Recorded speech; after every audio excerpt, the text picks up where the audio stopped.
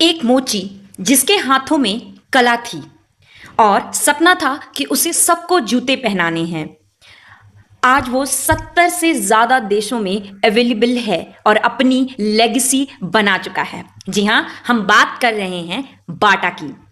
बाटा ने काफी अच्छी शुरुआत की, उसने डाउनफॉल भी देखा, मगर फिर भी अपनी स्ट्रैटेजी से दोबारा मार्केट में कमबैक किया और आज की डेट में वो काफी अच्छी परफॉर्मेंस दे रहा है।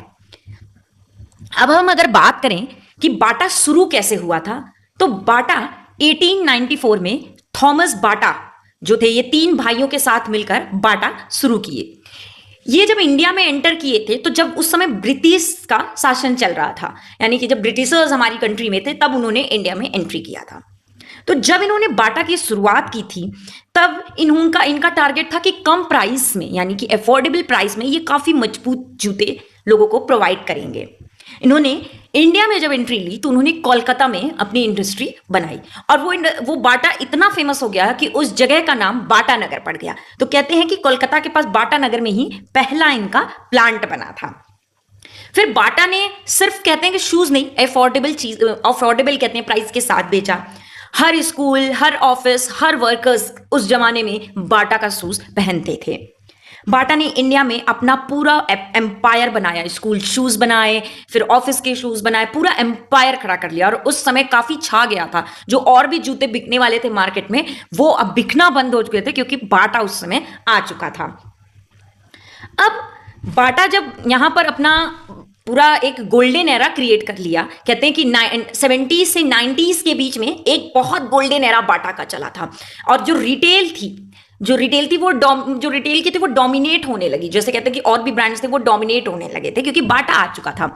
लेकिन कहते हैं कि ज्यादा ऊंचाइयों के चढ़ने के बाद आपको कुछ डिफिकल्टीज भी फेस करनी पड़ती है। सेम बाटा के साथ भी हुआ। अब बाटा के साथ हुआ ये कि वो इतनी अच्छी, मतलब इतना ज्यादा सेम प्रकार का शूज बनाते थे, लेकिन उनकी नो डाउट उनका जो मजबूती थी वो रहती थी, अफोर्डेबल प्राइस में थी, मगर उनके कॉम्पिटिटर्स मार्केट में आने लगे। नाइकी, एडिडास, ये सब, वुडलैंड, ये सब मार्केट में आने लगे। और जब ये आए तो काफी ट्रेंडी शूज लेके आने लगे काफी ज्यादा। तो कहीं ना कहीं बाटा वहां पर गिरने लगा। बाटा के जो स्टोर्स थे वो बहुत आउटडेटेड हो गए थे। तो यहां पर जो 70s और 90s में गोल्डन एरा था वो कहीं ना कहीं अब गिरने लगा और डाउनफॉल आने लगा बाटा का। फिर बाटा ने स्ट्रेटजी अपनाई, उसने मार्केटिंग स्ट्रेटजी अपनाई और सबसे पहले उन्होंने ये किया कि अपने शूज को सेगमेंट किया, यानी कि रूरल एरियाज और अर्बन एरियाज। अब जो उन्होंने पुराने जमाने जैसे रूरल एरियाज में थोड़े सस्ते शूज को बनाया और अर्बन के लिए काफी स्टाइलिश नाइकी, एडिडास जैसे शूज वो भी बनाने लगा, काफी स्टाइलिश स्नीकर्स और ये सब चीजों को वो बनाने लगा। जहां पर उनको हर जगह जो अपने स्टोर्स थे वो एकदम से रिन्यू कर दिया, उसमें एसी लगाने लगे, डिजाइनिंग, मैन्युफैक्चरिंग सब कुछ बिल्कुल बदल दिया बाटा ने।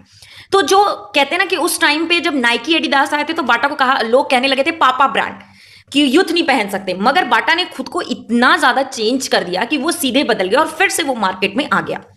उसने अपनी जो एडवर्टीजमेंट थी वो भी उसने सेलिब्रिटीज से कराना शुरू कर दी। जो बाटा के एडवर्टीजमेंट थे वो पहले काफी ज्यादा बोरिंग से होते थे, बच्चे होते थे एडवर्टीजमेंट में, नॉर्मल लोग होते थे, बट उसने क्या किया, उसने सेलिब्रिटीज को लाना शुरू कर दिया, जिसकी वजह से मार्केट में फिर से बाटा शुरू हो गया था।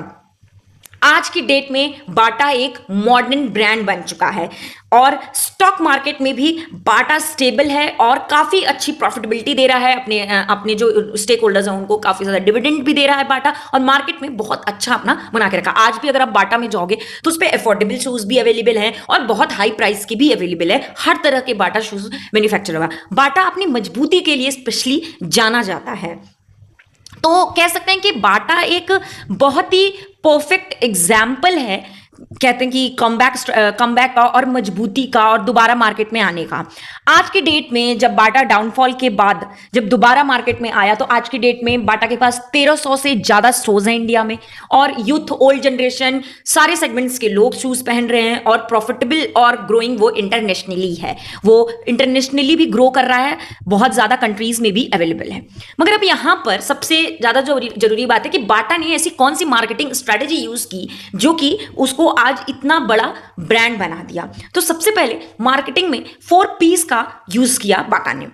ये स्ट्रेटजी आप लोगों को भी समझने की आवश्यकता है, क्योंकि ये स्ट्रेटजी ऐसी है कि अगर मान लीजिए आपके भी प्रोडक्ट्स नहीं मार्केट पे इतने बिक रहे हैं या डाउनफॉल आप फेस कर रहे हो अपने बिजनेस में या बिजनेस करने वाले हो, तो ये स्ट्रेटजी बहुत ही यूजफुल है। 4Ps बेसिकली एक मार्केटिंग स्ट्रेटजी होती है जिसमें प्रोडक्ट, प्राइसिंग, प्लेस, प्रमोशन होता है। अब प्रोडक्ट का मतलब ये होता है कि अगर आपका प्रोडक्ट थोड़ा सा आउटडेटेड है तो आप उसको रिन्यू करिए या प्रोडक्ट में चेंजेस करिए as per the customer reviews, जिस तरह से बाटा ने किया था। तो यहां पर आपको प्रोडक्ट को चेंज करने की जरूरत है। अगर आप डिफरेंशिएशन करते हो अपने प्रोडक्ट में या चेंजेस करते हो, कहते हैं कि मार्केट भी वैसे ही चलता है, आपकी बिजनेस वैसे ही चलेगा। आप जैसे मार्केट जैसे जैसे ट्रेंड बदला, आप एक जैसे रहोगे तो वो कभी भी नहीं आपके प्रोडक्ट चलेंगे। दूसरी चीज प्राइसिंग है। प्राइसिंग आपको देख के करनी पड़ेगी। अफोर्डेबल प्राइस, अचानक से आप प्राइस हाई कर देते हो अपने प्रोडक्ट की तो वो कहीं ना कहीं गड़बड़ है। आपको अफोर्डेबल प्राइस में काफी ज्यादा एक अच्छा प्रोडक्ट आपको प्रोवाइड करना पड़ेगा, तभी आपका प्रोडक्ट मार्केट में चलेगा। और तीसरा प्रमोशन। आप प्रमोशन कैसे कर रहे हो? मैं ये नहीं कहूंगी कि आप अगर स्टार्टअप करो या करो तो आप सेलिब्रिटीज को लाओ। यहां पर बहुत तरीके हैं जो मैं आपके सामने वीडियोस में लेके आऊंगी कि प्रमोशन में भी आप किस तरह की प्रमोशन यूज कर सकते हो जिसकी वजह से आपका ब्रांड यूज करता है। इट्स नॉट ओनली इंपॉर्टेंट कि आप सिर्फ और सिर्फ ही एक्ट्रेस के साथ या एक्टर के साथ करो तभी आपका प्रोडक्ट चलेगा। बहुत तरीके होते हैं, प्रमोशन के भी बहुत टाइप्स होते हैं जिसको मैं वीडियो में डिटेल में डिस्कस करूंगी, जिससे आप काफी ज्यादा आपको हेल्प मिलेगी। उसके बाद प्लेस की बात करें तो आप कहां पर अपने स्टोर्स को खोल रहे हो, कहां आपके प्रोडक्ट की डिमांड है। बाटा ने रूरल एरियाज, अर्बन एरियाज दोनों को टारगेट किया। आप किसको टारगेट कर रहे हो, आप कैसी सिटीज को टारगेट कर रहे हो, मेट्रो सिटीज को, टियर 2 टियर 1 को टारगेट करो, ये बहुत इंपॉर्टेंट है। तो ये सब प्रॉपर एनालिसिस की जरूरत है, कस्टमर रिव्यूज की जरूरत है। इन सबको मिला के जब आप एक प्रोडक्ट को अपने मार्केट में लाते हो तो वो डेफिनेटली सक्सेस होता है। तो ये 4Ps मार्केटिंग का एक बहुत इंपॉर्टेंट एक्सपेक्ट है जो कि बाटा ने इस्तेमाल किया था, और आप भी इसको यूज करो और अपने बिजनेस में अपने प्रोडक्ट को आगे तक लेके जाओ। तो ये तो रही बाटा की स्टोरी।